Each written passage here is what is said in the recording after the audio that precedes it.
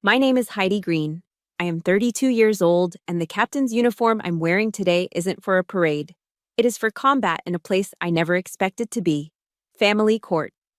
My father, the wealthy man sitting on the other side of the aisle in a shiny Italian suit, just turned to his young mistress and smirked when he saw my mother sitting curled up alone, without a lawyer. He thinks his money has finally crushed her. But that smile vanished the exact moment the heel of my military boot struck the hardwood floor with a sharp, steel-like clack. I stood at attention, looked the judge dead in the eye, and declared clearly, "Your Honor, I, Captain Heidi Green, will be representing her." My father calls me a useless tin soldier because I don't know how to make money like he does. But he forgot one thing. The Army taught me how to hunt down enemies, and the file I am gripping in my hand right now contains secrets he thought were buried forever. Please comment justice and subscribe to the channel if you believe that no hard-working mother deserves to be betrayed. Here's how I taught my father a lesson about honor. The parking lot of the county court in Ohio was gray and freezing this morning, perfectly matching the color of my mother's mood. She sat huddled inside her 2010 Ford Taurus, the engine idling roughly. Her thin hands were clasped together so tightly that her knuckles had turned completely white. Mom was wearing a brown wool coat that was fraying at the shoulders, a coat I remember her buying on clearance at Walmart 5 years ago. She stared out the foggy window, watching as a sleek black Porsche Cayenne pulled into the reserved spot across the lot. My father stepped out, looking like $1,000,000. "Heidi!" Mom's voice trembled, barely a whisper. "He has an entire team of lawyers. He told me he would crush me into dust if I dared to ask for a division of assets. Maybe we should just go home, honey. I don't need the money. I just want peace. I just want to be left alone." I reached over and took her freezing hand in mine. Her skin felt rough against my palm, covered in calluses, the physical receipts of 30 years of hard labor she spent building my father's career. My chest tightened with a mix of sorrow and rage, but I knew I wasn't allowed to be weak right now. "We aren't going anywhere, Mom," I said softly but firmly. We walked into the courthouse lobby. The smell hit me instantly, that specific mix of old oak wood, floor wax, and stale coffee that fills every government building in the Midwest. Across the hallway, my father, Robert Bob Green, was standing there, laughing loudly. He was wearing a custom-tailored Armani suit that probably cost more than my mother's car. Next to him was Tiffany. She's only 26, just a few years older than me. She was glued to her iPhone, scrolling through Instagram and chewing gum with her mouth open, looking bored. She represented everything my mother wasn't: flashy, expensive, and hollow. When Bob saw us approaching, the laughter died in his throat. The smile was replaced by that familiar, arrogant sneer. He didn't look at me. He looked straight at Mom with the eyes of a predator spotting a wounded animal. He raised his voice intentionally, making sure his entourage and everyone in the lobby could hear. "Well, look at that. Who did Martha bring along? Does her little tin soldier plan to use a plastic gun to scare the judge?" His lawyer and Tiffany burst into laughter. The sound echoed off the high ceilings like sharp knives, designed to stab right into my mother's self-esteem. Mom shrank into her coat, trying to disappear.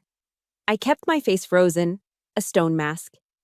It's a skill I didn't learn in law school. I learned it through thousands of hours of interrogation training. You never let the enemy see you bleed. I guided Mom to the defendant's table and helped her sit down. My father walked past us to get to the plaintiff's side. The smell of his expensive cologne was so overpowering it was nauseating. He paused right behind my chair and leaned down, his lips close to my ear. He whispered, his voice dripping with condescension. "Heidi, wake up. This is the real world, not your little army barracks. In here, money talks. Honor? That's just garbage for losers. You'd better tell your mother to sign the waiver and get lost. If she's good, I might toss her a few bucks to survive the winter." He pulled back with a smug grin and sat down. Beside me, Mom's head was bowed low. Tears began to drop silently onto her battered handbag. The anger rose in my throat, hot and burning like acid. He wasn't just betraying her, He was actively trying to strip away the last shred of her dignity. He wanted her broken. "All rise!" The bailiff's voice boomed through the room. Judge Harrison entered. He was an older man, stern, with silver hair and a no-nonsense attitude. He took the bench, adjusted his glasses, and opened the case file. He frowned, looking down at the paperwork. "Defendant Martha Green," the judge said, looking over his spectacles. "I do not see a record of legal representation in your file. Do you intend to represent yourself today?" From the other table, I heard a stifled giggle. My father and Tiffany were leaning in, eager to watch the show. They were waiting for the moment my mother would stutter, collapse, and surrender. But that moment never came. I stood up. I didn't just stand. I snapped to attention. My military-issue dress shoes struck the heels together, creating a singular, sharp clack that cut through the murmuring of the courtroom. The sound was distinct, disciplined, and dangerous. I adjusted the rack of ribbons and medals on the left side of my chest. I stood with a posture that was forged in boot camp and refined in war zones. I looked straight into Judge Harrison's eyes, projecting my voice with the commanding authority of a commanding officer. "Your Honor," my voice rang out, clear and steady. "I, Captain Heidi Green, of the United States Army Judge Advocate General's Corps, will be representing her." The silence that followed was absolute. You could hear a pin drop. I glanced to my left. The smile on my father's face had completely vanished. For the first time all morning, the predator looked unsure. He thought he was fighting a helpless old woman. He had no idea he had just declared war on the United States Army. As Judge Harrison quietly reviewed the power of attorney documents I had just slapped onto his bench, the courtroom fell into a heavy, suspended silence. I didn't look at the judge. I didn't look at my father. My eyes were locked on the table in front of us, specifically on my mother's hands. They were resting on the polished oak surface, shaking uncontrollably. Those hands were rough, the skin paper-thin and spotted with age, the knuckles swollen from arthritis. They were the hands of a woman who had worked herself to the bone. Looking at them, the smell of floor wax and old wood in the courtroom seemed to fade away. Suddenly, I was transported back in time. I was back in our cramped, humid kitchen in the mid-90s. The air was thick, smelling of onions and stale fryer grease. That was the smell of my childhood.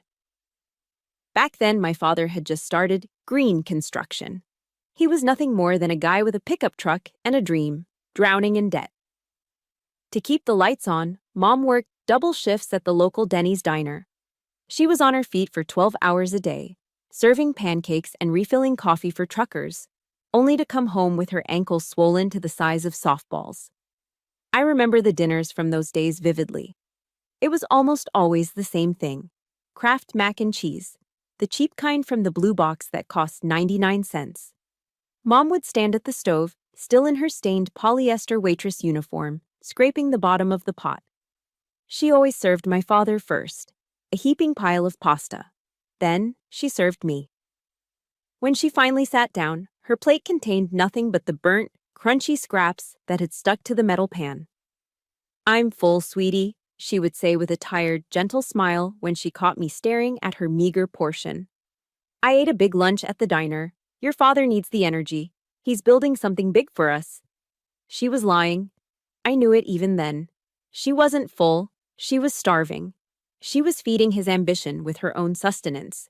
She was pouring her life force into him, believing that they were a team, that his success would eventually be her success. But as the years went by, the success did come, and everything changed. Green Construction started landing lucrative subcontracts. The rusty pickup truck was traded in for a brand new showroom model. The bills disappeared, replaced by a surplus of cash. But instead of relief, a new kind of tension entered our home.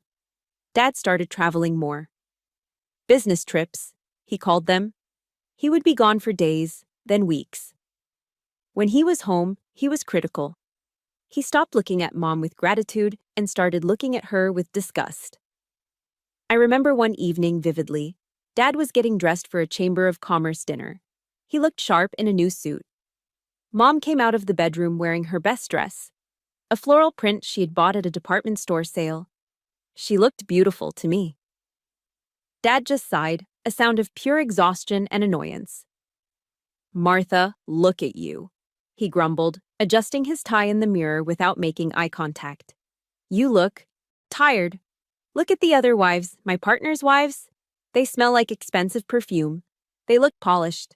You always have that smell. Like grease and dish soap. Honestly, it's embarrassing. You're making me look bad. He didn't hit her. He didn't have to. Words like that leave bruises that never heal. I watched Mom shrink into herself. That night, she didn't argue. She just went into the bathroom and locked the door. I sat outside in the hallway and listened to the water running. She was in the shower for an hour. She scrubbed her skin raw, turning it red and irritated, desperately trying to wash away the smell of labor that her husband had once been so thankful for. She didn't understand that he didn't hate the smell of grease. He hated the reminder of where he came from. She was a living artifact of his poverty, and he wanted to erase her. The ultimate betrayal, however, didn't happen in the kitchen or the bathroom. It happened on Christmas Eve.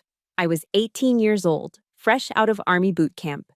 I had just come home on leave, exhausted but excited to sleep in my own bed and eat a real family meal. I walked through the front door expecting the smell of roast turkey and the sound of Christmas carols. Instead, I was greeted by the sound of my mother sobbing in the master bedroom. I ran upstairs, my heart pounding. Mom was sitting on the edge of the bed, holding a stack of papers. Dad was packing a suitcase. He looked calm, almost bored, like he was checking off a grocery list. We just aren't compatible anymore, Martha, he said, zipping up his leather bag. I've outgrown this life. I need someone who can stand beside me at galas, someone who fits the image of the company I've built. He didn't just leave. He handed her a divorce settlement he had drawn up himself, bypassing lawyers to save money. Sign this, he told her, his voice dropping to that manipulative, reassuring tone he was so good at. It's a fair deal. I'll send you a monthly check.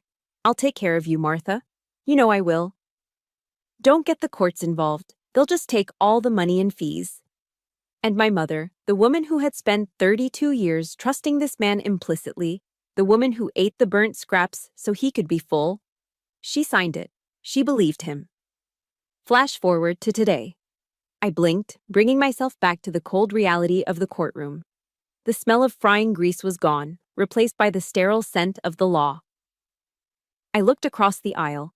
Tiffany was whispering something into my father's ear. She giggled, and her hand came up to cover her mouth. On her finger sat a diamond ring the size of a grape. I did the math in my head instantly. That ring cost at least $50,000. That was more than the value of the entire apartment my mother was currently renting. That ring was bought with the money my mother saved by clipping coupons. It was paid for by the double shifts at Denny's. It was polished with the sweat of a woman who was now being discarded like an old piece of furniture. It is a phenomenon sociologists call starter-wife syndrome. The woman supports the man through the struggle, builds him up, and manages the home so he can focus on his career. Then, once he reaches the summit of the mountain she helped him climb, he pushes her off the edge and pulls up a younger, fresher woman to enjoy the view. Dad looked over at us again. He saw me staring at Tiffany's ring. He smirked and put his arm around her waist, a protective and possessive gesture he hadn't used with Mom in 20 years. If you are listening to this and you believe that a woman's sacrifice should be honored, not thrown in the trash, please hit that like button right now. Leave a comment saying, Team Mom if you stand with Martha. Let's show the world that loyalty still matters. My father whispered something to Tiffany, and they both looked at Mom with pity. Not empathy, pity. They thought she was pathetic. But they were wrong. I looked back down at my mother's hands. They were still shaking, yes. But they were the hands that had held me when I cried. They were the hands that had scrubbed floors and carried heavy trays. They were strong hands. My father had used the money, our family's money, to hire a shark of a lawyer to fight the woman who made him. He thought this was a game. He thought he could buy his way out of his past. He forgot that the little girl who watched her mother starve so he could eat had grown up. I wasn't just here to defend her. I was here to balance the scales. I wasn't asking for charity. I was here to collect a debt that was 32 years overdue. The courtroom recess was announced, and the heavy oak doors swung open. I watched my father strut out into the hallway, flanked by his legal team like a general leading a parade. He didn't look back at me. To him, I was invisible. Or worse, I was an embarrassment. My father, Robert Bob Greene, had always wanted a son. He needed a Robert Jr. to inherit the hard hat, the steel-toed boots, and the eventual empire of Greene Construction. He wanted a clone. Instead, he got me. When I was born a girl, his disappointment was quiet but palpable. But when I grew up and decided I didn't want to study business administration, when I told him I wanted to study law and join the army, that disappointment turned into open contempt. I remember the day I received my acceptance letter to law school. I was 22, beaming with pride, holding the envelope in the kitchen. He didn't even put down his newspaper. "I'm not paying a single red cent for that," he had declared, his voice flat and final. "Lawyers are parasites, Heidi. And the army? That's for people who aren't smart enough to make it in the real business world. You want to be a little tin soldier? Fine, go play dress up. But you're on your own. Don't come crawling back to me when you realize you can't pay the rent." So, I didn't. I joined the ROTC program to pay for my education. While the children of his wealthy business partners, the smart ones, were driving BMWs bought with daddy's money and partying at fraternities, I was up at 4 a.m. I was low-crawling through freezing mud pits in the pouring rain. I was eating MREs that tasted like cardboard while they were dining on sushi. I pushed my body until my muscles screamed. I studied until my eyes blurred. I never asked him for a dime. Not for books, not for rent, not for food. I thought that maybe, just maybe, if I succeeded on my own terms, he would respect me. I was wrong. Every time I came home in my uniform, expecting a nod of approval, I only saw a sneer. He looked at the flag patch on my shoulder and saw a minimum wage worker. He looked at my combat boots and saw failure. I walked out into the courthouse hallway, shaking off the memory. The air conditioning was humming loudly, mixing with the low murmur of lawyers negotiating deals in corners. I walked over to the vending machine in the alcove. I fished out a few quarters and pressed the button for black coffee. The machine whirred and spat out a paper cup filled with dark, bitter liquid. I took a sip. It tasted burnt and watery, but the caffeine hit my system with familiar efficiency. It reminded me of the coffee at the JAG School in Charlottesville, Virginia. That place didn't just teach me the uniform code of military justice. It taught me survival. My father thinks the law is a series of loopholes designed to protect his profit margins. He thinks a contract is just a suggestion. But at the Judge Advocate General's Legal Center, I learned that the law is the only thing standing between civilization and chaos. I learned to keep my head cool when the world was literally exploding around me. I spent a tour in Afghanistan, drafting legal briefs while mortar sirens wailed in the distance. I learned that in war, and in law, a single overlooked detail, a missing signature, a wrong timestamp, a forgotten clause, can cost lives, or save them. My father calls me rigid. He calls me robotic. He doesn't understand that my discipline isn't a flaw, it is armor. And right now, he was about to test that armor. Enjoying that swill? I turned. Bob Greene was standing there, leaning against the wall with casual arrogance. In his hand, he held a venti Starbucks latte, the whipped cream still perfectly swirled on top. The smell of expensive vanilla and roasted espresso wafted off him, clashing with the stale air of the hallway. He took a slow sip, watching me over the rim of the cup. "You know," he started, that fake friendly smile plastering his face. "I heard what a captain makes these days.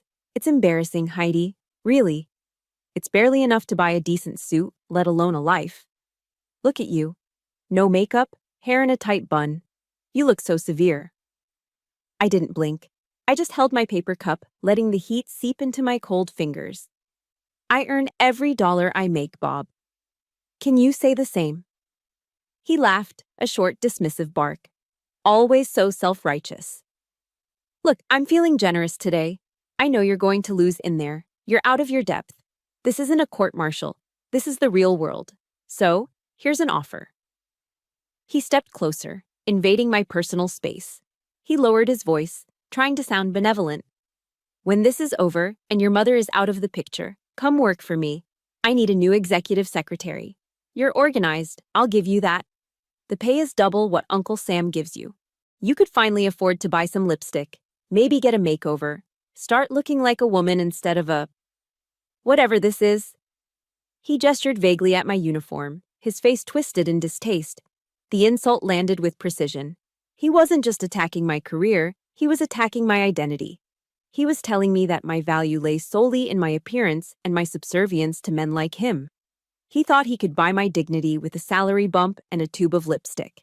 He thought that, deep down, I was just a broke girl desperate for his validation. He expected me to get angry. He expected me to shout, to cause a scene in the hallway so his lawyer could use it against me. She's unstable, Your Honor. She has anger issues, but he forgot where I came from. The army breaks you down to build you back up with steel. I took a slow, deliberate sip of my bitter vending machine coffee.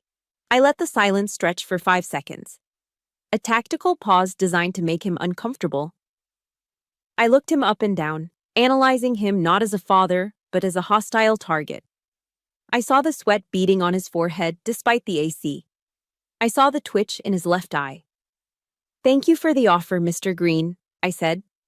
My voice was low, calm, and terrifyingly polite. I used his last name. I saw him flinch. But the United States Army pays me enough to understand a very simple concept. Honor is not something you can purchase with a platinum credit card. You think this is about money. You think you can buy me, just like you bought your car, your suits, and your mistress. I took a step forward. He instinctively took a step back, his back hitting the wall. "You should be less worried about my lipstick and more worried about your CEO chair," I whispered, my eyes locking onto his. "Because you made a mistake, Bob. You judged me by your standards. You thought I was weak because I don't worship money. But when I am done with you in that courtroom, you are going to wish you had never woken up this tin soldier." I didn't wait for his response. I finished my coffee in one gulp and crushed the paper cup in my hand. I walked over to the trash can next to him. I dropped the crushed cup inside with a definitive thud. It was a small gesture, but it felt like dropping a gavel. "I'll see you inside," I said, not looking back. I turned on my heel and marched away, the sound of my boots echoing down the long corridor. I left him standing there, holding his overpriced latte, looking confused and, for the first time, genuinely rattled. He thought the war was over because he had the bigger bank account. He didn't realize that the real battle had just begun. And unlike him, I didn't come here to negotiate a deal. I came here to execute a mission. That night, the war didn't take place in a trench or a courtroom. It took place in the cramped dining nook of my mother's rented apartment. While Mom slept fitfully in the other room, I transformed her small, wobbly dining table into a command post. I pushed aside the lace doilies and the bowl of fake fruit. In their place, I laid out my laptop, a stack of highlighters, and 3 cardboard boxes of garbage that Mom had managed to save from the house before she was kicked out. My father had laughed at these boxes.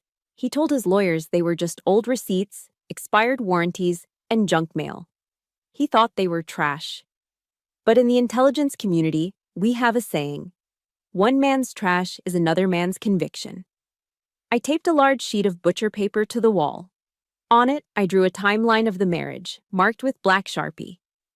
I was no longer just a daughter or a lawyer. I had switched modes. I was an intelligence officer conducting a forensic audit. The room was silent except for the humming of the refrigerator and the scratching of my pen. I didn't read the documents like a civilian. I wasn't looking for the story. I was scanning for anomalies. I was looking for the break in the pattern. Hour after hour, I sifted through the debris of 30 years. Utility bills, credit card statements from 1998, grocery receipts. It was tedious, mind-numbing work. It was the kind of work that makes civilian lawyers give up and settle.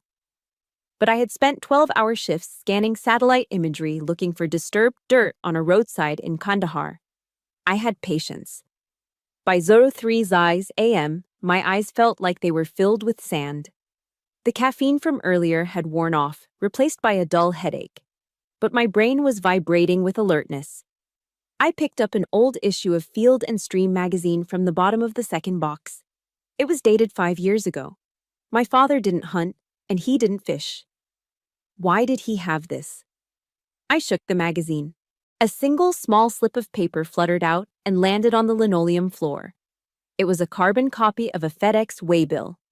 The paper was yellowed and fading, the ink barely legible. I squinted under the dim kitchen light. Sender, Robert Greene. Recipient, Blue Ocean Holdings, Limited. Location, Georgetown, Cayman Islands. My heart skipped a beat. A construction company in rural Ohio had absolutely no business sending urgent documents to a tax haven in the Caribbean. I rushed to the timeline on the wall. I checked the date on the FedEx receipt against my father's business travel calendar. May the 14th. On the calendar, it was marked as SE Region Builders Conference, Miami. I checked the next year. Another trip to Miami. Another FedEx receipt found in a stack of old bank statements, this time for a P.O. box in the Caymans. The pattern emerged from the chaos like a flare in the night sky. Miami wasn't the destination. Miami was the gateway. He was flying to Florida ostensibly for work, but he was using it as a jump-off point to move assets offshore. He was funneling money out of the country right under Mom's nose. I didn't sleep. As the sun began to rise, painting the sky a bruised purple, I opened my laptop. This was where being a federal officer gave me an advantage that Bob's expensive strip mall lawyers didn't anticipate. They were playing by local civil court rules. I was playing by federal rules. I drafted a federal subpoena. I didn't target the Cayman accounts directly. That would take months of international treaties and red tape. Instead, I targeted the intermediary bank in Miami that was listed on the wire transfer codes I found on the back of the FedEx slip. My father's lawyers were lazy. They were arrogant. They assumed my mother was just a country bumpkin who wouldn't know the difference between a 401k and a routing number. They hadn't scrubbed the metadata. They hadn't shredded the paper trail because they didn't respect their opponent. I attached my credentials to the digital subpoena. Captain, JAG Corps. This wasn't a request. It was a demand backed by the full weight of the United States government. When I clicked send, I felt a physical jolt of electricity run down my spine. It wasn't just satisfaction. It was the distinct, cold thrill of locking a target into a weapon system. This wasn't a warning shot. This was the coordinates for a precision airstrike. I waited. 2 days later, the encrypted file arrived in my inbox. I sat at the same kitchen table, Mom sitting across from me drinking herbal tea. She looked frail, her eyes swollen from crying. "Did you find anything, Heidi?" she asked softly. "Maybe we should just take the settlement offer. He said he'd give me $20,000. "Don't take the settlement, Mom," I said, my eyes glued to the screen. The PDF opened. As I scrolled through the transaction history, the blood drained from my face. It was worse than I thought. It wasn't just greed. It was cruelty. First, there was the tax evasion. That was expected. Millions of dollars funneled into shell companies registered to Tiffany Miller, his mistress. He was stripping the company of its assets so that on paper, Green Construction looked broke. Then, there was the 401k. The retirement fund that Mom and Dad had contributed to for 30 years, the money meant for their old age, had been drained. He had forged her signature on a withdrawal form 3 years ago, claiming financial hardship, and moved the cash into a private trust. But the final document, that was the one that made me physically nauseous. I found a credit report. Not my father's, my mother's. In the United States, your FICO score is your lifeline. Without a good credit score, you cannot rent an apartment, you cannot buy a car, you cannot get a loan. You are paralyzed. My father had used my mother's social security number, without her knowledge, to open 5 distinct high-interest credit cards. He had maxed them out on gambling debts and luxury gifts for Tiffany. And then, he stopped paying. He had deliberately defaulted on debt in her name. My mother's credit score was in the low 400s. It was destroyed. He hadn't just stolen the money. He had salted the earth. He had engineered a situation where, Even if Mom left him, she would be financial poison. No landlord would rent to her. No bank would touch her. He wanted to make sure that she had no choice but to crawl back to him or live on the street. This was financial domestic violence. It was calculated, systematic, and evil. I looked up from the screen. Mom was watching me, fear trembling in her lip. "Is it bad?" she whispered. I closed the laptop slowly. My hands were shaking, not from fear, but from a rage so cold it felt like ice in my veins. I looked at the knuckles of my hand, white from gripping the edge of the table. "It's not bad, Mom," I said, my voice eerily calm. "It's criminal." I stood up and walked to the window. Outside, people were going about their day, mowing lawns and walking dogs, completely unaware of the monster living in the big house on the hill. Bob Green wanted to play dirty. He wanted to use paper and ink to destroy a life. Fine. He wants a war, I said to the reflection in the glass. I'm going to give him total annihilation. I picked up my phone. I dialed the number for the lawyer representing my father. "This is Captain Green," I said when the receptionist answered. "Tell your client we accept his invitation for lunch tomorrow, and tell him to bring his checkbook. We have some numbers to discuss." I hung up before she could answer. The investigation phase was over. The execution phase was about to begin. The invitation came via email from my father's lawyer at 9 a.m. the next morning. It was labeled Settlement Conference, but the venue wasn't a law office. It was the Capitol Grill. For those who don't know, the Capitol Grill is where the city's power players go to eat. It's a place of mahogany paneling, white tablecloths, and dry-aged steaks that cost more than my mother's weekly grocery budget. "I don't want to go, Heidi," Mom said, her hands trembling as she clutched her purse. "I don't fit in there. Look at my shoes. They're scuffed." "We aren't going there to eat, Mom," I told her, my voice steel. "We are going there so you can see exactly who he has become. We need to look the devil in the eye one last time." When we walked into the restaurant, the air was thick with the smell of rich leather, expensive red wine, and seared beef. It was the scent of money. The hostess looked at my mother's worn wool coat with a flicker of judgment before leading us to a private booth in the back. My father and Tiffany were already seated. They looked like royalty holding court. A bottle of Silver Oak Cabernet Sauvignon, retail price about $200, sat open on the table, already half empty.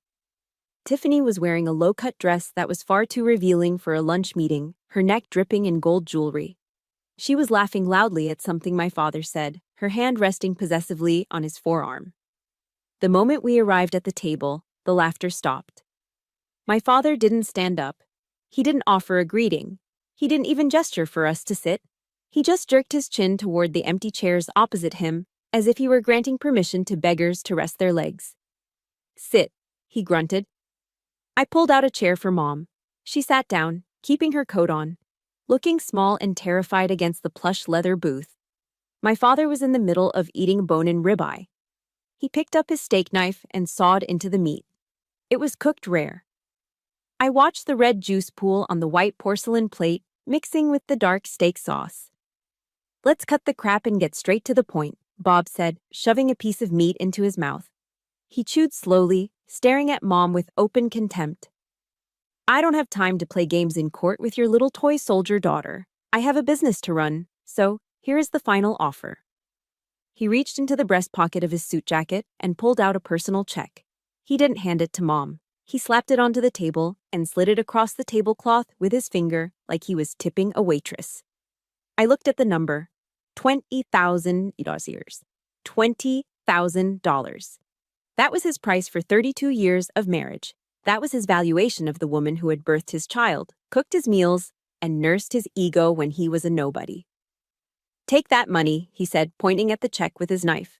"Buy yourself some new clothes, maybe fix your teeth. Go take a cruise or something, and then get the hell out of my life. Stop listening to Heidi.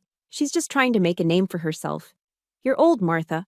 Don't try to fight for things you didn't earn. You should be grateful I'm giving you anything at all." My blood ran cold. The Rolex Submariner on his wrist cost more than the check lying on the table. Mom stared at the piece of paper. Her lips parted, but no sound came out. She looked like she had been slapped. Then Tiffany decided to speak. She swirled her wine glass, looking at the crimson liquid, a bored expression on her heavily made-up face. Honestly, Martha, she drawled, her voice high and grating. You should really just take it. Bob is being way too generous. I mean, look at you. You're tired. You're past your prime. She took a sip of wine, her eyes flashing with malice. You haven't contributed a dime to his success in years. You've just been living off him like a parasite, a leech. What do you even need more money for? At your age, are you saving up for a coffin? Because frankly, that check is enough to bury you comfortably. The table went silent. Even the ambient noise of the restaurant seemed to drop away. Did she just ask my mother if she was saving for a coffin? Bob chuckled. It was a low, nasty sound. He found it funny. He was smiling at his mistress, proud of her cruelty. That was the breaking point. Mom let out a sob, a ragged, choked sound of pure humiliation. She covered her face with her hands, her shoulders shaking violently. I didn't think. I reacted. I stood up so fast my heavy oak chair toppled backward and crashed onto the floor with a deafening boom. Every head in the restaurant turned toward us. I grabbed the glass of ice water sitting in front of me. In one fluid motion, I threw the contents straight into Tiffany's face. The water splashed across her expensive blowout, soaking her dress. The ice cubes hit her chest. Her mascara instantly began to run, turning her face into a smeared, black mess. She shrieked, jumping up and knocking over the $200 bottle of wine. You crazy bitch, she screamed. Shut your mouth, I roared. My voice wasn't the voice of a lawyer. It was the voice of a captain on a drill field. It commanded absolute silence. Tiffany froze, her mouth hanging open, water dripping from her chin. I leaned across the table. I placed my hands flat on the white tablecloth, right next to the bloody steak plate, and lowered my face until I was inches away from my father's nose. The smell of his cologne mixed with the smell of fear. Yes, for the first time, I saw genuine fear in his eyes. I lowered my voice to a whisper, a terrified, lethal whisper that is far scarier than shouting. $20,000, I hissed.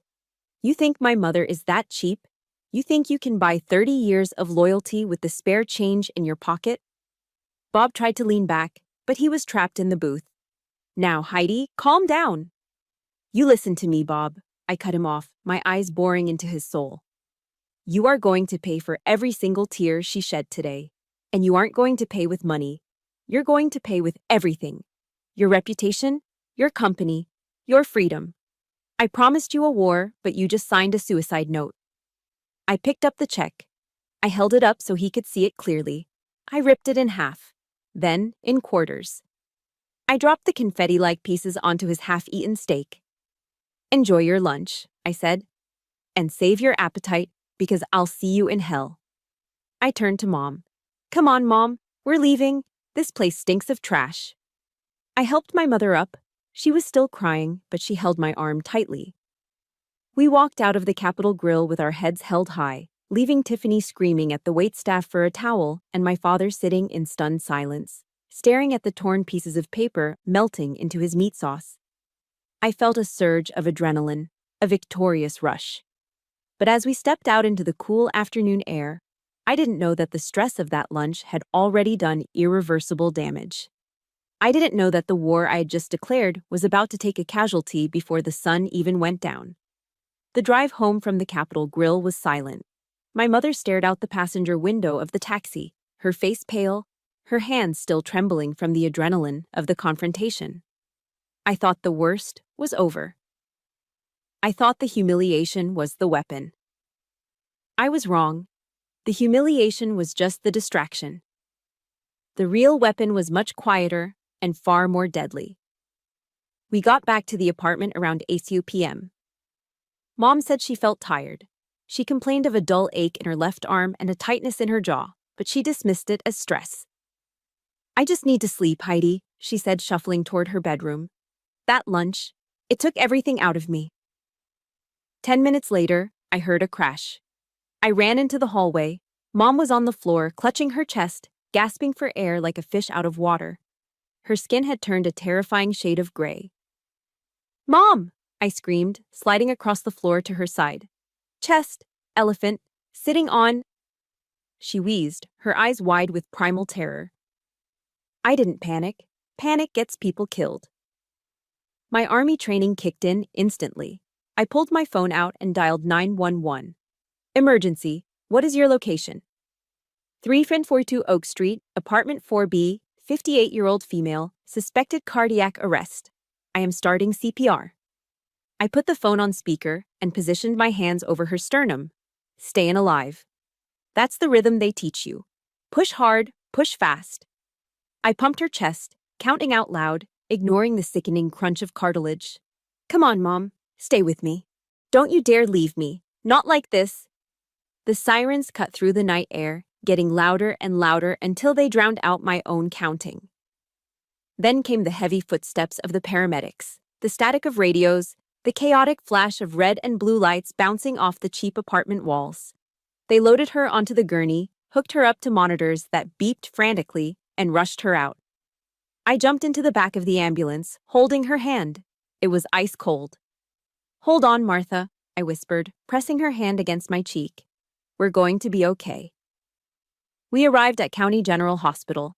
The emergency room was chaos, a whirlwind of shouting doctors, beeping machines, and the sharp chemical smell of antiseptic that sticks to the back of your throat. They wheeled Mom behind the double doors of the trauma unit. I was stopped by a nurse. Ma'am, you have to stay here. Go to the registration desk. I stood there for a second, watching the doors swing shut, swallowing the urge to fight my way in. I took a deep breath, wiped the sweat from my forehead, and walked over to the triage desk. The administration lady looked tired. She typed my mother's name into the computer system. Green, Martha, date of birth, June 12, 1966. Okay. She stared at the screen. She frowned. She typed something else, hit enter, and frowned deeper. She looked up at me, her expression shifting from bored to sympathetic. Ms. Green, I'm sorry to tell you this, but the system is flagging her insurance as inactive. That's impossible, I said, my voice shaking. She's covered under my father's policy, Blue Cross Blue Shield. It's a platinum plan. I see the policy number here, the woman said, turning the monitor slightly so I couldn't see the details. But it shows a status change. The primary policyholder, Robert Green, removed her as a dependent effective today. I felt the blood drain from my face. What time? She clicked a tab. The timestamp on the cancellation is 5:02 p.m. My knees almost gave out. I had to grab the counter to steady myself. 5:02 p.m. That was exactly 20 minutes after we walked out of the restaurant. He didn't just get angry. He didn't just go home and drink. He pulled out his phone, called his broker, and executed a kill order. He knew Mom had a history of high blood pressure. He knew the stress of a divorce could trigger a health crisis.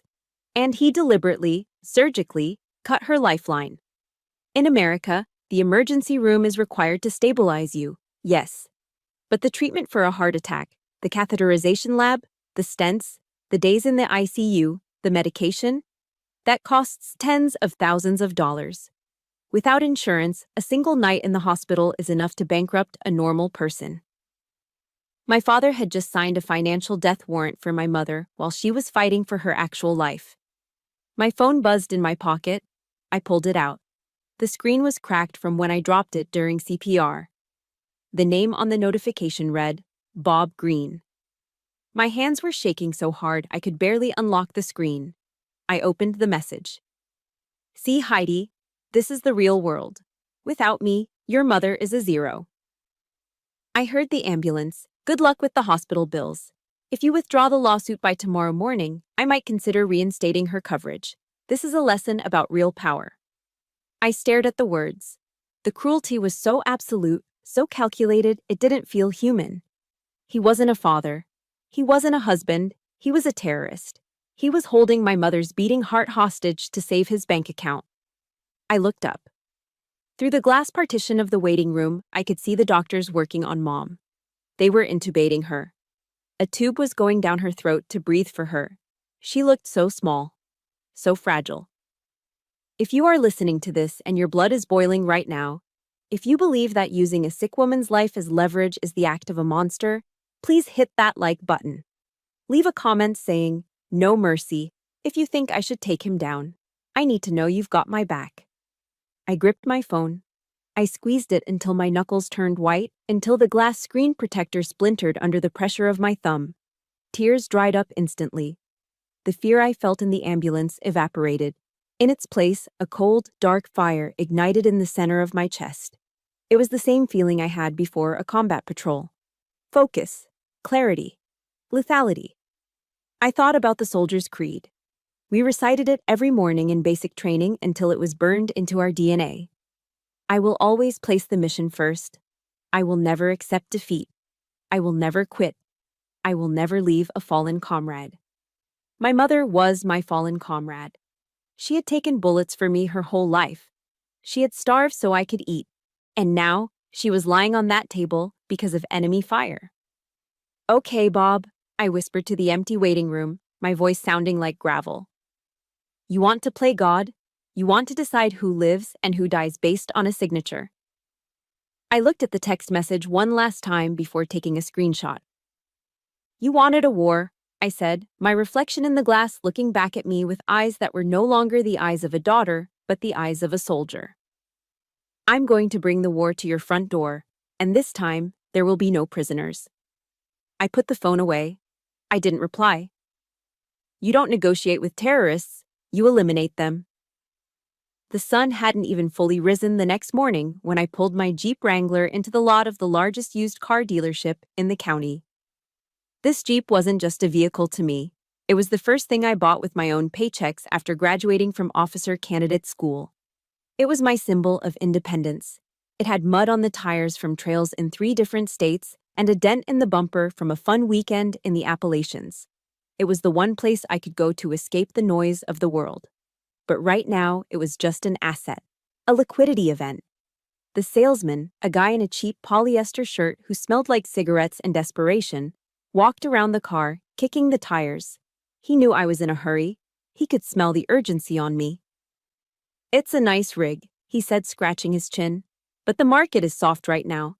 Best I can do is $12,000. Cashier's check today." It was a lowball offer. It was insulting. The Jeep was worth at least $18,000. But I didn't have time to haggle. I didn't have time to post it on Craigslist and wait for buyers. My mother was lying in a hospital bed with a billing department breathing down her neck, demanding a good faith deposit to continue her care. "Do it," I said, my voice flat. "Cut the check." I signed the title over without a tremor in my hand. As I watched a porter drive my Jeep away toward the detailing bay, I felt a sharp pang in my chest, a sense of loss. But I pushed it down. Assets can be replaced. Mothers cannot. I took the bus back to the hospital. It was crowded, smelling of wet wool and body odor. I sat in the back, clutching the cashier's check in my pocket, and pulled out my phone. I opened Facebook. I don't know why. Maybe I was looking for pain. Maybe I was looking for fuel. And there it was. A new post from Robert Greene, time-stamped 2 hours ago. The photo showed him standing on a manicured green lawn, a golf club in hand, with palm trees and the sparkling ocean in the background. He was wearing a white polo shirt and a visor, grinning that wide salesman grin. Checked in. The Breakers, Palm Beach, Florida. Caption: Living the good life, staying away from negative energy and toxic people. Blessed. He was playing golf. While his ex-wife lay in a cardiac ward, hooked up to machines because he cut her insurance, he was down in Florida, hitting balls and drinking Arnold Palmers. He was talking about negative energy while actively destroying lives. I stared at his smiling face until the screen blurred. "Enjoy the sunshine, Bob," I whispered to the phone, "because a storm is coming." I didn't fight this battle alone. The moment I got back to the hospital, I activated my network. First, I called Gary. Gary was a former Army intelligence officer I had served with. He was now a private investigator who specialized in digital forensics. I had helped him out of a legal jam with the VA a few years back, and he owed me. "Gary, it's Heidi. I'm cashing in the favor." "Name it, Cap," his gravelly voice answered instantly. I need eyes on the Caymans. I have a paper trail leading to Blue Ocean Holdings. I need to know who the signatories are. I need photos. I need proof that links the money to a person, not just a shell company. Consider it done, Gary said. I've got a contact in Georgetown. I'll dig up the dirt. I got your six, Heidi. I got your six. It's military shorthand for, I've got your back. It was the first time in days I felt safe, but the real nuclear weapon arrived an hour later. My phone rang. Unknown number. Hello? Is this Heidi Green? The voice was female, older, and trembling with nerves. Speaking. Heidi, this is Barbara Wilson. I don't know if you remember me. I used to be the head bookkeeper for your father's company. Before he let me go. I sat up straight in the uncomfortable hospital chair. I remember you, Mrs. Wilson. You gave me cookies when I visited the office as a kid. I saw the news, she said, her voice dropping to a whisper. I saw the court docket online. I know what he's doing to your mother. It's not right. It's just not right. She paused, taking a ragged breath. He fired me 2 years ago because I refused to cook the books. He thought I was just a stupid old lady who would go quietly. But Heidi? I kept a backup. I have the shadow ledgers, the real ones. Not the ones he shows the IRS. I felt the hair on my arms stand up. This wasn't just a witness. This was a smoking gun. This was a direct hit. Mrs. Wilson, I said, my voice steady and intense, can you bring them to me, today? I'm on my way. For the next 48 hours, room 304 of County General Hospital became my war room. My mother drifted in and out of sleep, the rhythmic beeping of her heart monitor providing the soundtrack to our operation. Mrs. Wilson arrived with a heavy tote bag filled with hard drives and binders. We worked like a tactical operations center. We taped spreadsheets to the walls of the hospital room. We cross-referenced the bank transfer data I'd subpoenaed with Mrs. Wilson's internal ledgers. The picture that emerged was staggering. It wasn't just hiding assets. It was federal tax evasion on a massive scale. He was laundering money through phantom real estate projects that never broke ground. He was paying consulting fees to companies that didn't exist. He was embezzling funds from the company to pay for Tiffany's lifestyle, classifying diamond necklaces as office supplies. Every page we turned was another nail in his legal coffin. I stopped looking at him as my father. He was a target. He was a hostile entity that had engaged in financial terrorism. I drafted my closing arguments. I practiced my cross-examination questions in the bathroom mirror while nurses changed my mother's IV fluids. I prepared for every lie, every deflection, every excuse he might use. I wasn't preparing for a trial. I was preparing for a public execution. On the night before the final hearing, the hospital room was quiet. I sat by the window, polishing the brass buttons on my Army service uniform. Mom stirred. She opened her eyes, looking at me with deep, sunken sockets. She looked so tired, but the fear was gone. Heidi, she rasped. You don't have to do this. I'm scared, honey. He's powerful. He knows people. I don't want him to ruin your career. I put down the polishing cloth. I walked over and took her hand. It was warmer now. Mom, I said gently, he doesn't have power. He has money. There is a difference. And tomorrow? Tomorrow, you aren't going to bow your head to him ever again. We are going to take back everything. Not just the money. We are taking back your honor. She squeezed my hand weakly and closed her eyes, trusting me. I stood up and went to the small closet in the corner of the room. I took out my Class A uniform, the dark blue jacket, the crisp white shirt, the gold stripes on the sleeves. I put it on slowly, deliberately. I fastened every button. I adjusted my tie. I pinned my rack of ribbons to my chest. Medals earned for service, for excellence, for doing the hard things when no one was watching. I stepped in front of the full-length mirror on the back of the bathroom door. The woman looking back at me wasn't the useless tin soldier my father mocked. She wasn't the little girl who was rejected for not being a boy. She was Lady Justice. She held a sword in one hand and a scale in the other.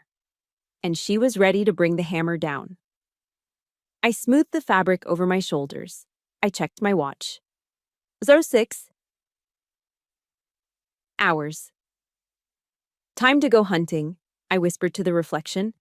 I grabbed the thick file containing Mrs. Wilson's ledgers and the photos Gary had just emailed me from the Caymans. I walked out of the hospital room, leaving my mother sleeping safely, and marched toward the elevators. The click of my polished shoes on the linoleum floor sounded like the ticking of a clock. My father's time had just run out. Court is now in session, the Honorable Judge Harrison presiding. The bailiff's voice boomed, signaling the beginning of the end. I watched my father walk to the witness stand. He didn't walk like a man facing judgment. He walked like he was strolling onto a yacht. He adjusted his silk tie, smoothed the lapels of his Armani suit, and shot a confident wink at Tiffany in the front row. She giggled, flashing a thumbs up. They thought they had already won. His lawyer, a slick man named Mr. Sterling, whose smile looked like it was bought at a discount dealership, had just finished a 40-minute presentation. It was a boring, pitiful sob story about how Green Construction was suffering from market volatility, claiming my father was barely scraping by and had zero liquid assets to split with my mother. It was a good performance, but now it was my turn. Your witness, Captain Green, the judge said, looking at me with a mixture of curiosity and skepticism. I stood up. I didn't bring a stack of papers. I brought a single thin sheet of yellow legal pad paper. I walked to the podium, placing my hands on the wood. Mr. Green, I began, my voice deceptively soft. You have just sworn under oath to tell the truth, the whole truth, and nothing but the truth. Is that correct? I did, Bob said, leaning back comfortably in the chair. And you have stated to this court, under penalty of perjury, that the financial affidavit you submitted, listing your total assets at less than $100,000, is accurate and complete? Bob smiled, that condescending smirk that used to make me feel small. That is correct. The economy has been tough, sweetheart. I'm a law-abiding citizen. I've declared everything I own. Click. The trap was set. He had just committed perjury on public record. I see, I said, stepping away from the podium. I started to pace slowly in front of the witness stand, like a shark circling a swimmer who doesn't know there is blood in the water. Then how do you explain your travel schedule, Mr. Green? According to your company credit card statements, you have visited Miami, Florida, 12 times in the last 18 months. Bob shrugged. I have business partners in Miami. Networking, it's part of the job. Networking, I repeated. And these trips? They were fully paid for by the company? First-class flights? 5-star hotels? Of course, you have to spend money to make money. I stopped pacing. I looked at my mother, who was sitting at the defense table in her old coat. So, while you were spending money to make money in Miami, are you aware that your wife was using coupons to buy expired bread at the grocery store because you limited her allowance to $50 a week? Bob sighed, rolling his eyes theatrically for the benefit of the judge. That's business, Heidi. You've been in the Army too long. You don't understand how the corporate world works. It's complicated. The courtroom murmured. Even the court stenographer looked up, disgusted by his tone. Judge Harrison's brow furrowed. He didn't like being talked down to, and he certainly didn't like witnesses insulting military officers in his courtroom. You're right, Mr. Green, I said, my voice hardening. I might not understand business the way you do. I walked back to my table. I picked up the heavy black binder, the one containing the work of Mrs. Wilson and Gary. It was 3 inches thick. I turned back to him. I lifted the binder high in the air, letting the overhead lights catch the plastic cover. Then, I slammed it down onto the witness stand railing. Thud! The sound was explosive. It echoed off the high ceilings like a gunshot. Bob jumped in his seat. Tiffany gasped. But I do understand financial crimes, I roared. Your Honor, I would like to submit Exhibit A. I ripped the Velcro tab open and pulled out a stack of enlarged documents. This, I held up the first page, is a bank statement from the Cayman National Bank in Georgetown, Grand Cayman. It is for an account held by a shell corporation named Blue Ocean Holdings. Bob's face went from flushed to chalk white in a nanosecond. The arrogant smile simply dissolved. And this, I held up the second page, is the incorporation document for Blue Ocean Holdings. Mr. Green, do you recognize the signature at the bottom? I didn't wait for him to answer. I turned to the judge. The signature is dated May 14th, exactly 2 days before Mr. Green filed for divorce. And on that same day, a wire transfer of $2.5 million was made into this account. The courtroom erupted. Reporters in the back row started typing furiously on their laptops. Objection! Mr. Sterling jumped up, knocking over his water glass. This is ambush. We haven't seen these documents. Sit down, counselor, Judge Harrison barked, slamming his gavel. Overruled. Continue, Captain. I leaned into the microphone, my eyes locked on my father's terrified face. Where did that $2.5 million come from, Bob? Did it come from networking? Or did it come from the joint 401k retirement fund that you liquidated without your wife's consent by forging her signature? Bob started to sweat, profusely. The expensive makeup he wore for the cameras began to streak down his forehead. He looked around the room, searching for an exit, searching for a lifeline. He looked at Tiffany, but she was slowly backing away, her hand over her mouth, looking at him like he was a stranger. It's a misunderstanding, Bob stammered. His voice was high and weak. I was moving funds for tax optimization. You intended to steal. I cut him off. My voice filled the room, cold and sharp as a bayonet. You didn't just hide money, Bob. You committed federal tax evasion. You committed wire fraud. You committed perjury 5 minutes ago when you sat in that chair and lied to this court. I took a step closer, violating his personal space, looming over him. And the worst part? The part that makes you a monster, not just a criminal. Yesterday at 5:02 p.m., you canceled my mother's health insurance while she was in cardiac arrest. You tried to kill her with a spreadsheet because she dared to ask for her fair share. I didn't. Bob was shaking now. He looked small. He looked pathetic. Is that true? Judge Harrison asked. His voice was quiet, but it carried the weight of impending doom. He looked at Bob over his glasses. Did you cancel the defendant's medical coverage during a medical emergency? Bob opened his mouth, but no words came out. He slumped in the chair, defeated. I have the termination notice right here as Exhibit B, I said, placing the paper gently on the judge's bench, along with a text message from the plaintiff mocking us for it. Judge Harrison read the text message. His face turned a deep shade of crimson. He slowly closed the file. He took a deep breath and looked at the bailiff standing by the door. I have heard enough, the judge said. This court finds that there is probable cause to believe the plaintiff has committed multiple felonies, including perjury and dissipation of marital assets. I am also referring this matter to the district attorney for investigation into insurance fraud and tax evasion. He banged the gavel. It sounded like a judgment from God. Mr. Green, your bail is revoked. You are remanded into custody immediately.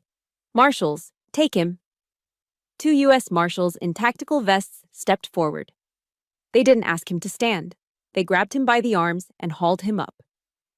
Bob looked at me, his eyes wide with shock. Heidi, please, I'm your father. I stood at attention, my face a mask of stone. You're not my father, I said, my voice steady. You're the defendant. The marshal spun him around. He pulled Bob's arms behind his back. Click, click. The sound of the handcuffs ratchet-locking around his wrists was the most beautiful sound I had ever heard. It was the sound of the spell breaking. It was the sound of justice. No, you can't do this. I'm Robert Green. I built this town, he screamed as they dragged him toward the side door leading to the holding cells. I turned around to face the gallery. Tiffany was gone. She had bolted out the back door the moment the handcuffs came out. My mother was sitting there, tears streaming down her face, but she was smiling. I walked over to her. I didn't say a word. I just saluted her. The war was over. We had won. The moment the handcuffs clicked onto my father's wrists, the illusion of power that held his world together shattered instantly. And just like rats fleeing a sinking ship, the first one to jump overboard was the one who had claimed to love him the most. Tiffany didn't run to the rail to comfort him. She didn't cry out in anguish for her beloved fiancé. Instead, she spun around and grabbed Mr. Sterling, the expensive defense lawyer, by the lapels of his suit jacket. "What does asset forfeiture mean?" she shrieked, her voice shrill and panicked. "What about my allowance? What about the townhouse on 5th Street? The deed is in my name." Mr. Sterling peeled her hands off his suit, looking at her with undisguised annoyance. "Ms. Miller, please." The townhouse was purchased with funds that are now subject to a federal investigation. Everything is frozen. The house, the cars, the accounts. It's all gone until the audit is complete. The color drained from Tiffany's face. She looked at the lawyer, then turned her gaze to my father, who was currently being patted down by the U.S. Marshals. The realization hit her like a physical blow. The ATM had just been unplugged. The golden ticket had been canceled. She stomped over to where the marshals were holding Bob. She didn't look sad. She looked furious. "You useless old fool," she screamed, pointing a manicured finger in his face. "You told me you had it handled. You told me you were untouchable. You lied to me." "Tiffany, baby, please," Bob pleaded, his voice cracking. "I can fix this. I just need—" "You can't fix anything," she yelled. "I wasted 2 years of my prime on you. I gave up modeling gigs for this. For a broke felon?" She grabbed her left hand with her right. She yanked the massive diamond engagement ring off her finger. She didn't hand it to him. She threw it. The ring hit Bob square in the chest, bouncing off his Armani lapel and skittering across the wooden floor of the courtroom. "I hope you rot," she spat. Then, without a backward glance, she turned and ran. The sound of her high heels clicking frantically against the floorboards faded as she burst through the rear doors, running away from the man she had promised to marry, running away from the wreckage, desperate to find a new host before her own bills came due. My father watched the door swing shut. His shoulders slumped. The devastation on his face wasn't just about the arrest. It was the crushing realization that his entire life, his love, his status, his pride, had been nothing more than a transaction. I turned my attention to the person who actually mattered. "Come on, Mom," I said softly. I helped my mother stand up. She was crying, but these weren't the tears of humiliation she had shed at the restaurant yesterday. These were tears of release. The tension that had held her body rigid for decades was finally leaving her muscles. We stood there as the marshals began to lead my father out. They had to walk him right past our table to get to the holding cells. The procession slowed down as they neared us. Bob stopped. The marshal gave him a nudge to keep moving, but Bob planted his feet. He looked at Mom. Then, he looked at me. For the first time in my life, I didn't see the giant who built skyscrapers. I didn't see the tyrant who controlled the household with a checkbook. I saw a small graying man in a wrinkled suit, hands bound behind his back, terrified of what lay ahead. He looked old. "Heidi," he whispered. His voice was trembling. I didn't think you could do it.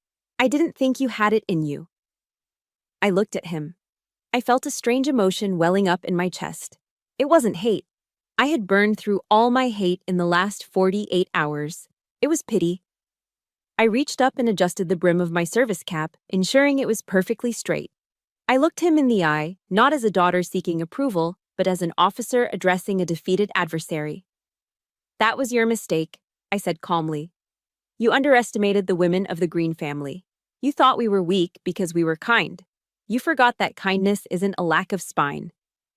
I can make this right," he stammered, desperation creeping in. "Heidi, tell them, I'm your dad." I shook my head slowly.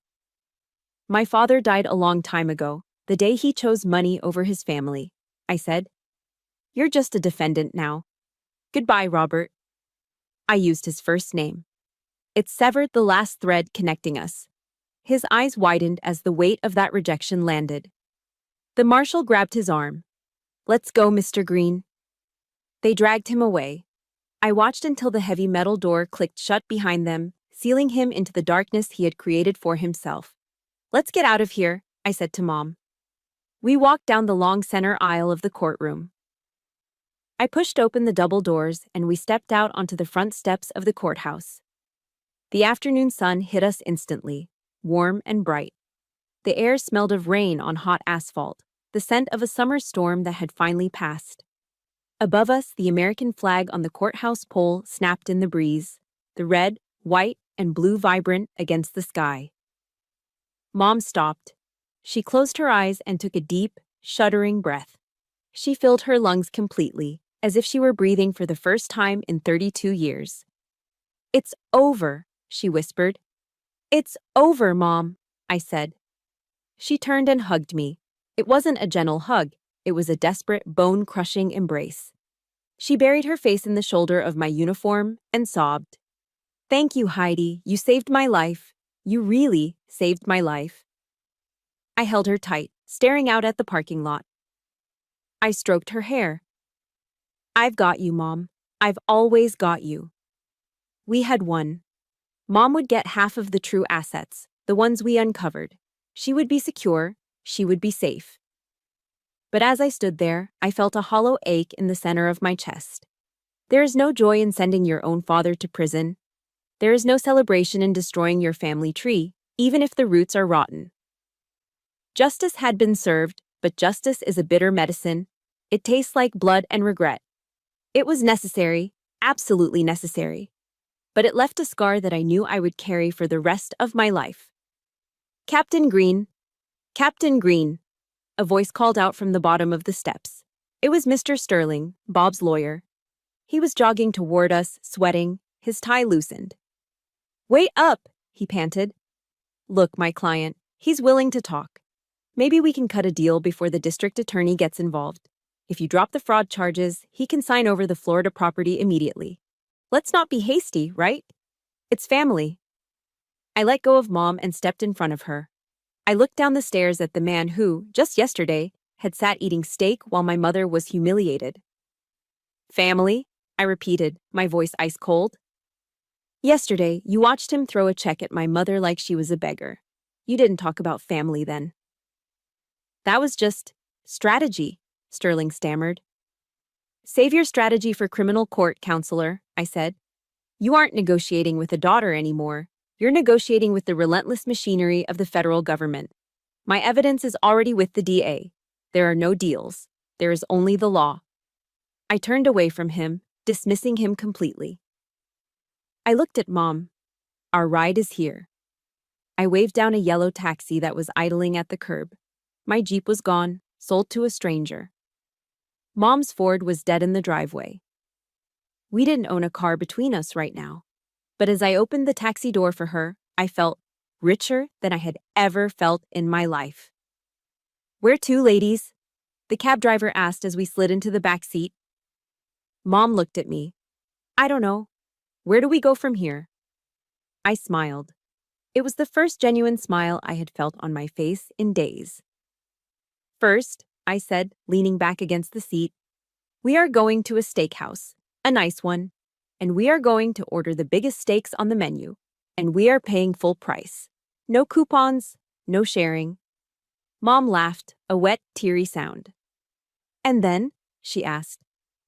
"And then," I said, taking her hand, "we're going to find you a new house, a place with a garden, a place that smells like flowers, not grease, a place filled with respect."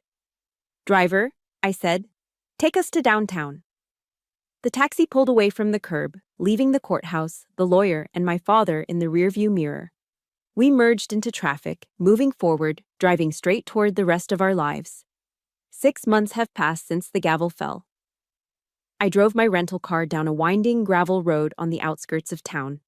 The late afternoon sun filtered through the oak trees, casting dappled shadows on the dashboard. I wasn't driving toward a courthouse or a hospital today. I was driving toward peace. I pulled into the driveway of a small white clapboard cottage. It wasn't a mansion. It didn't have marble floors or a 3-car garage, but it had a wide, welcoming front porch and a garden that was exploding with color. Pink and yellow roses climbed the trellis by the front door. Hydrangeas bowed their heavy blue heads along the walkway. For 20 years, my father had forbidden Mom from planting a garden like this. He called it cluttered and country. He wanted manicured lawns that looked like golf courses. Now, the air smelled like sweet nectar and damp earth. It smelled like freedom. The screen door squeaked open, and my mother stepped out. I actually had to blink for a second. The woman standing on the porch didn't look like the terrified, gray-faced victim I had defended in court. She looked 10 years younger. She was wearing a bright yellow floral dress that hugged her frame, and her hair, usually pulled back in a severe knot, was loose and soft around her shoulders. "Heidi," she called out, waving a gardening trowel. She hurried down the steps, moving with a lightness I hadn't seen since I was a child. She hugged me, smelling of sunscreen and lavender soap. "Look at you, Mom," I said, pulling back to admire her. "You're glowing." "I feel good, honey," she beamed. "I really do. The garden club ladies are coming over tomorrow, so I have to get these weeds pulled. And on Thursday, I'm going ballroom dancing at the community center. Can you believe it? My feet still remember the steps." She laughed, and it was a genuine, full-throated sound. She had found the Martha she used to be before the money and the misery buried her. We sat on the front porch in wicker rocking chairs, drinking tall glasses of iced tea with lemon wedges. The wind chimes tinkled softly in the breeze. It was the kind of quiet afternoon that money can't buy. "Have you heard any news?" I asked, watching the ice melt in my glass. Mom's smile faded slightly, replaced by a look of calm acceptance. "I got a letter yesterday from the Federal Correctional Institution. My father had been sentenced to 5 years for tax evasion and wire fraud. The IRS had seized everything: the Porsche, the house, the accounts. Even the company name had been liquidated to pay off creditors. As for Tiffany, she had vanished before the ink on the arrest warrant was dry, rumored to be living in Miami with a car dealership owner twice her age. Mom reached into her pocket and pulled out a plain white envelope stamped with the prison's inspection seal. "He wrote to me," she said softly. I took the letter. The handwriting was shaky, stripped of its usual arrogant flourish. "Martha, I have a lot of time to think in here. I realize now that I was chasing a ghost. I thought money made me a man. I thought it made me invincible. But sitting in this cell, I realize I'm the poorest man on earth. I lost the only 2 people who ever actually loved me for me. I'm so sorry." I folded the letter and handed it back. "How does that make you feel?" Mom looked out at her rose bushes. She took a sip of tea. "It makes me feel sad for him," she said. "But I forgive him, Heidi." I looked at her, surprised. After everything he did? After the insurance? The insults? "I'm not forgiving him because he deserves it," she said, turning to look at me with eyes that were clear and strong. "I'm forgiving him because I deserve peace. Holding on to hate is like drinking poison and expecting the other person to die. I'm done drinking poison. I have a life to live." I stared at her in awe. I had spent years training for war, learning how to destroy enemies. But my mother, with her soft hands and floral dress, had mastered the hardest battle of all, the battle for her own soul. I looked over at the chair where my Army service uniform was hanging on a hanger. My bags were packed in the car. "I leave tomorrow at 0600, I said. "My orders for Germany came through. I'll be stationed in Stuttgart for 3 years. "I know," Mom said, her eyes getting a little misty. "I'm going to miss you. But you have a job to do." I stood up and walked over to my uniform. I ran my fingers over the fabric. "You know, Mom," I said reflectively. "Growing up, Dad always told me that our legacy was the business. He said legacy was about buildings, concrete, and bank accounts. He thought that because I didn't want that, I was a failure." I turned back to her. "But he was wrong. He left a legacy of rubble and shame. But you started with nothing. You worked double shifts, you sacrificed, and you raised a daughter who knows right from wrong." I choked up, my throat tight. I used to be ashamed that we were poor. But today, I am prouder to be the daughter of a waitress than the daughter of a millionaire. Your resilience is my inheritance, Mom. That's the real legacy. The sun began to dip below the horizon, painting the sky in shades of violet and gold. The crickets started their evening chorus. It was time to go. I stood up and put on my cover, my uniform hat. I smoothed my shirt. Mom stood up too. She looked small next to me, but her spirit filled the entire porch. You be safe over there, Heidi, she whispered, cupping my face in her hands. You make them respect you. I will, I promised. And you keep dancing. I walked down the steps to the gravel driveway. I opened the car door, but before I got in, I turned around. Mom was standing on the porch, framed by the climbing roses, bathed in the golden light of the setting sun. She wasn't a victim. She wasn't a starter wife. She was a survivor. She was the queen of her own castle. I stood tall. I brought my heels together. I raised my right hand to the brim of my hat in a slow, crisp, ceremonial salute. It wasn't a salute for a superior officer. It was a salute for the bravest warrior I had ever known. Mom smiled, tears streaming down her face, and waved her hand. I smiled back, lowered my hand, and got into the car. I started the engine and backed out of the driveway. As I drove away, watching her figure get smaller in the rearview mirror until she disappeared around the bend, I didn't feel heavy anymore. The war was over. The home front was secure. I turned the car onto the main road, heading toward the airport, toward Germany, toward the future. Mission accomplished. Looking back at this journey, I realized that my father's biggest mistake wasn't the fraud. It was his definition of wealth. He believed power came from controlling others and hoarding assets. But watching my mother bloom in her 60s taught me the real truth. True power is the courage to walk away from what hurts you, no matter how scary the unknown might seem. It is never too late to rewrite your story. You are not defined by the scars of your past or the balance in your bank account. You are defined by your resilience. If you are holding onto a painful past, let this be your sign. You are strong enough to let go and plant your own garden. Now, I want to hear from you. Have you ever had to stand up to a family member to protect your peace or defend a loved one? It is the hardest battle to fight, but sometimes it is the most necessary one. If you enjoyed watching Justice Be Served today, please hit that like button and subscribe to our channel. It truly helps us share more stories of truth and triumph. And do me a favor, leave a comment below saying, "New beginning," if you believe that the best revenge is simply living a happy, healthy life. Until next time, stay strong and take care of each other.